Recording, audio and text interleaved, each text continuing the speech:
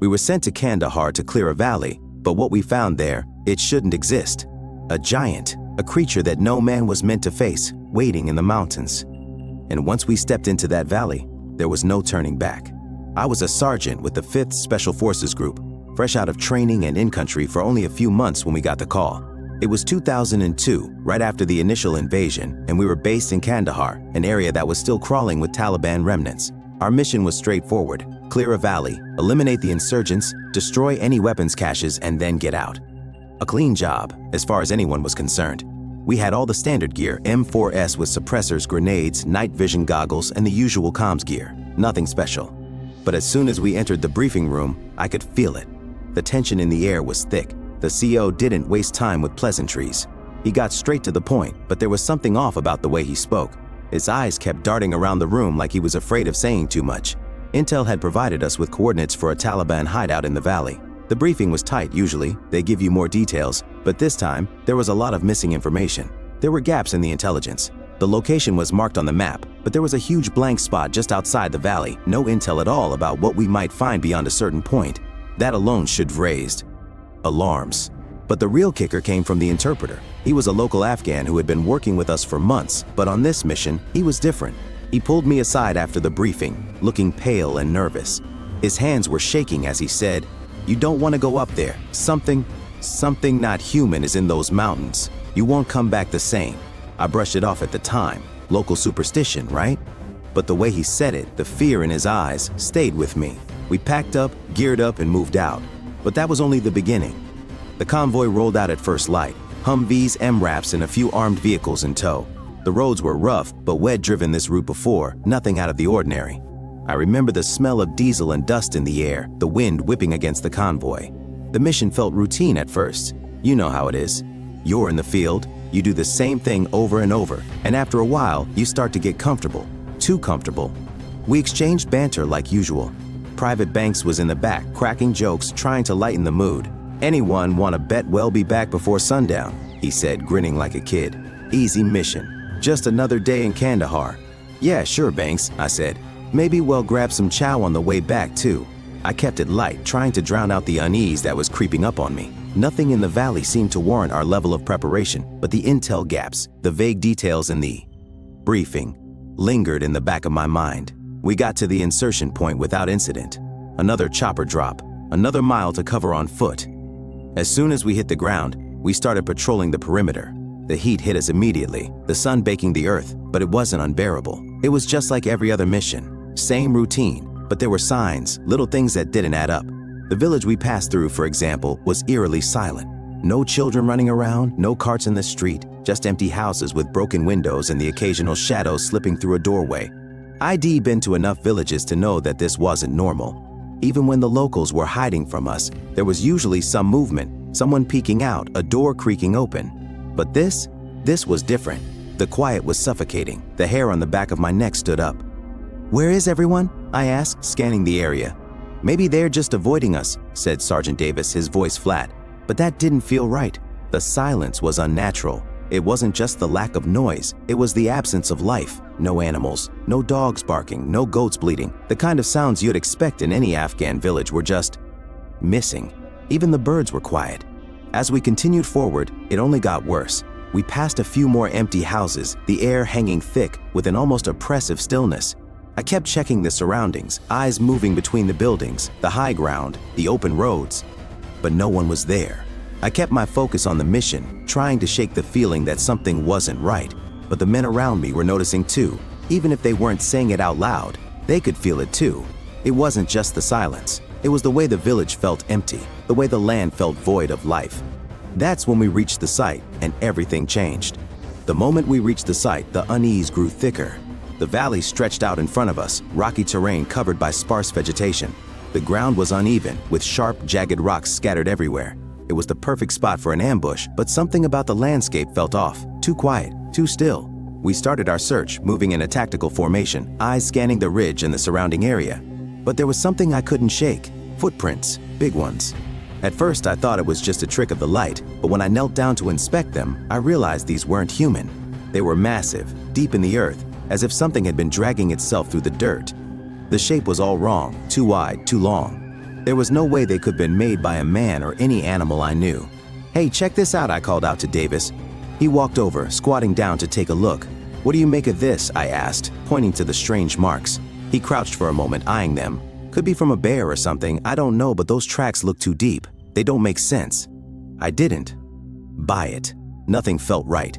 I could hear Davis behind me, trying to convince himself it was nothing. But I couldn't shake the feeling that something was watching us. We pressed forward, moving deeper into the valley, but as we did, the temperature dropped. It wasn't much, just a subtle chill in the air. But it wasn't normal. This was a desert. It shouldn't feel like this. The temperature should have been sweltering even at this hour, but the air felt cold, biting. It wasn't just the wind, it was the atmosphere itself, like it had turned to ice. I noticed a few of the men rubbing their arms, trying to shake off the cold, but I kept moving forward, fighting the urge to turn around and leave. Then the smell hit me. Rotten. It was faint at first, but it quickly became overpowering. It wasn't the smell of something dead. It wasn't just the usual stench of decaying animals or the faint odor of refuse you'd get in a place like this. No, it was the smell of decay, unnatural, like something ancient was rotting, but not in the way anything should. I didn't say anything. I couldn't, but the others noticed it too. You could see it on their faces, confusion mixed with discomfort. Davis was already pulling his shirt up over his face to block the smell. I kept my eyes forward, scanning the rocks. We didn't talk about it, but we all felt it. The land, the air, something had changed. It wasn't long before we stumbled upon something else. Bones, scattered across the ground in odd patterns, bones of animals, maybe. But some of them were too large to belong to any animal we recognized. They were arranged in a circle, almost as if they had been placed there deliberately. The bones were white, bleached in the harsh light, but there was something unnatural about the way they were scattered, like they had been left as a warning. And then, on one of the rocks nearby, I saw something even worse, a marking. It was crude, etched into the stone like some kind of symbol, but it wasn't anything I recognized. It looked ancient, worn away by time, but still visible. I could feel the air pressing in on me, thick and heavy. But that was just the beginning. We kept moving, but it was getting harder to ignore the feeling that something wasn't right. The valley was still and silent, too silent.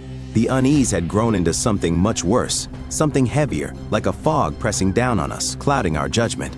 We were deep into the valley by now, heading toward a small ridge that overlooked the rest of the area. I had a bad feeling in my gut, and I wasn't alone in that. I could see it in the eyes of the men around me. Everyone was on edge, glancing around, scanning the rocks like they were expecting something to leap out at us from the shadows, and that's when we heard it, a sound. It wasn't a gunshot.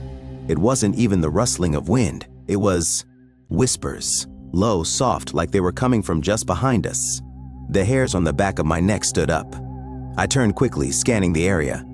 But there was nothing, just the same lifeless landscape, the same empty silence. "Did anyone else hear that?" I asked, my voice quiet, almost not wanting to speak. But as soon as I said it, I saw it, the look in their eyes.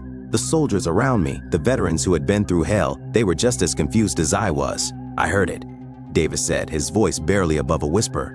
He looked shaken, his rifle raised and ready, but his eyes kept darting from one side of the valley to the other. He wasn't just looking for threats anymore, he was looking for something he couldn't understand. I didn't say anything, but my mind raced. It didn't make sense. There was no one out here, nothing that should have been making noise. And then the whispers came again. I couldn't make out the words, but it sounded like a warning, something old, ancient. The wind picked up then, swirling around us, the sound of the whispers mixed with the howling wind, creating a strange, disorienting hum. We all huddled closer, instinctively pressing our backs together, weapons at the ready. Then, out of the corner of my eye, I saw it. A shadow. It wasn't cast by anything, not the rocks, not the trees. It just appeared, moving quickly across the ground, like it was slithering through the air. It was huge, longer than anything a man could make. But the moment I turned to look at it, it vanished into the rocks. I wasn't sure what I saw. Maybe it was just my mind playing tricks on me, but something inside me screamed that we weren't alone. And then, as if on cue, the radios went dead. Complete silence. The static that usually buzzed through the comms was gone, replaced by a low hum in the air. No communication from base, no signal from the other teams. Just us, isolated in this desolate place with no way to call for backup. "What the hell is going on?" Private Jenkins muttered, looking down at his radio, trying to fix it, but nothing worked. The silence pressed in tighter, and that's when it got worse. Our interpreter, the one who had warned us earlier, suddenly collapsed to the ground, his hands clutching his chest. His breathing was shallow, erratic. He couldn't speak, only whispering something in Dari under his breath. It was unintelligible, but I could see the panic in his eyes. He was visibly shaking, looking around at the rocks like they were closing in on him. "What's he saying?" I asked Davis, but Davis didn't have an answer. He just looked at me, his face pale. The man was terrified, more terrified than I'd ever seen anyone. He had worked with us for months, through dangerous missions, but this, whatever this was, it broke him. And then it came, the real shock. The earth beneath our feet shuddered, a deep rumble that seemed to come from within the mountain itself. I felt it in my bones, a vibration that rattled my teeth. The ground was moving, shifting. The air grew thick, heavier, and the wind howled louder, as though something was waking up from a long, deep sleep. I reached for my rifle, but my hands were shaking. I could hear Davis breathing hard beside me, and then I saw it, a figure. It wasn't human. It was taller than any man, massive, with a body that seemed to twist and stretch with every movement. It moved quickly, faster than anything that size should, and it was coming toward us, through the rocks, its shadow growing longer with each step. The whispers turned into growls, deep and guttural, shaking the ground with each passing second. But we were frozen. We didn't know what to do. None of us had ever faced something like this, and that's when we realized we weren't dealing with anything human. The figure emerged from the rocks like a shadow, its body twisting and shifting as it moved through the valley. The air around it seemed to distort, like heat waves rising from a fire, but this wasn't heat. It was something else, something that made the very ground feel unstable. I felt it in my gut, a weight pressing down on me, making my limbs feel like they were moving through molasses. The creature wasn't just tall, it was massive, easily 12 feet high, with muscles rippling beneath its skin like coils of rope. Its skin was pale, almost sickly, stretched tight over its frame, and its eyes, those eyes, glowed red, like they were burning from the inside. I couldn't move. None of us could. We were all just staring, frozen, our weapons at the ready, but none of us could seem to pull the trigger. It was like we were trapped in place by something other than fear. I could hear my heart pounding in my ears, my breath coming in short, ragged gasps, but none of it seemed real. It felt like I was in a nightmare, like any second I'd wake up, but I didn't. I was wide awake, and this thing, this giant, was real. The thing tilted its head, almost curious, like it was studying us. There was no sound, not even the wind, just this crushing silence that made everything feel unnaturally still. I couldn't move, couldn't think, but I could feel the others around me, just as paralyzed, just as terrified. Then it spoke. At first I thought it was a trick of the mind, an echo, a distorted voice in my head, but it wasn't. It spoke out loud. The words were garbled, almost unnatural, like it was trying to speak a language it had no right to use. And the sound, God, the sound, it was like nails scraping against stone, deep and guttural, echoing in the back of my skull. It stepped forward, and that's when I saw the teeth, sharp, jagged, and too many. The mouth stretched open, impossibly wide, as it let out a sound that made my chest feel like it was going to collapse. I remember someone firing first. Jenkins, I think. He fired his M4, a full burst of rounds aimed right at the creature's chest. But the bullets didn't hit. They just passed through it like it wasn't even there. The creature didn't flinch, didn't even acknowledge the attack. It just kept moving, faster now, and before any of us could react, it was on us. The first soldier was ripped apart in seconds. I heard the sickening sound of bone cracking, muscle tearing, and then nothing. Just the sound of his scream echoing in the valley before it was cut short. Private Harris was gone, torn to pieces in front of our eyes. There was no blood, just nothing. The creature didn't leave anything behind but the shattered remains of what had once been a soldier. I tried to raise my rifle to fire, but the thing was too fast. It moved through the air, almost floating, like it didn't have to obey the rules of gravity. Davis was next. It swiped at him with one massive hand, and he went flying, landing in the dirt with a sickening thud. He wasn't moving. He couldn't have been. Panic set in. I was trying to think, trying to focus, but everything was spinning. My mind was blank except for one thought: survive. I pulled the pin on a grenade, ready to throw it at the beast, but before I could, it was already upon me. Its claws, long and black, each one as thick as my forearm, slashed through the air, and I barely managed to dodge in time. The air around it felt warped, like the heat from a fire, but colder, more unnatural. I saw Jenkins scramble to his feet, firing blindly, but the bullets didn't matter. Nothing mattered. The thing was too strong, too fast. It was a force of nature. It wasn't a man. It wasn't an enemy soldier. It was something older, something primordial, and it had no place in this world. I didn't know what to do. I didn't know how to fight it. We were outmatched, outclassed, and as we ran or tried to run, The creature followed. It didn't chase us, it just moved, shifting through the shadows, always staying just a step behind. And that's when everything changed. The moment we realized we were fighting something we couldn't understand, the order to retreat came down. It wasn't a command, it was instinct. We broke formation, moving as fast as we could through the rocks, but it didn't matter. The creature was still there, still watching, its presence pressing on us from every angle. The sound of our boots slamming against the ground was the only noise. The only thing that didn't feel like it was being swallowed by the silence. We fired back as we ran, but the gunfire was pointless. Nothing was hitting it, nothing was making a dent.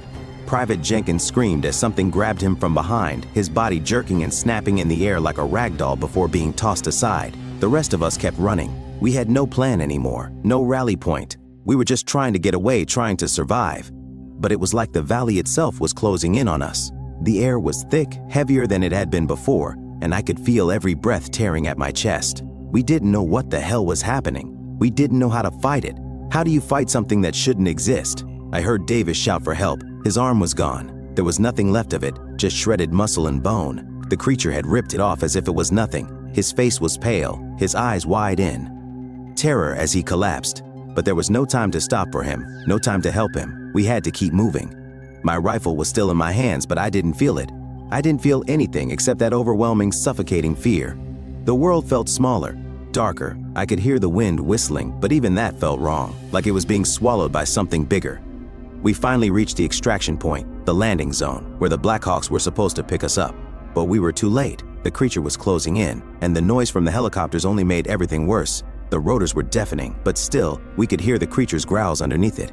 We had no backup, no cover, nothing. And when we finally did make it back to the base camp, everything was different. The soldiers who hadn't been with us, they didn't believe a word we said. They couldn't. The CO, Commander Daniels, looked at us like we were out of our minds. He listened to us speak, but he didn't hear it. His eyes were cold, distant. He told us it was just psychological warfare, that we were all shaken from the firefight. That Wed let our minds play tricks on us. We weren't allowed to speak about it again, not to anyone, not even to each other. Our reports were altered, sealed, and labeled classified. No one was ever going to hear the real story. What happened in Kandahar stayed there, buried. The files were gone, the incident erased. It was like it had never happened at all. But I know what I saw. We all do. And I know it wasn't just a fight. It wasn't just a mission. It was something that the military never wanted anyone to know about. But what happened next took things to another level. I can't shake it. I don't think I ever will. The giant of Kandahar wasn't human. It wasn't some weapon or experiment. It was something else, something that shouldn't exist. I've tried to forget, but every time I close my eyes, I see those red eyes, hear those growls, and feel the weight of its presence. They've covered it up. They buried it so deep, it might as well be lost to history. But I was there, and the truth isn't going anywhere. If this video disappears, y'all know exactly why. Some caves in Afghanistan weren't meant to be opened, and some things inside them are still watching.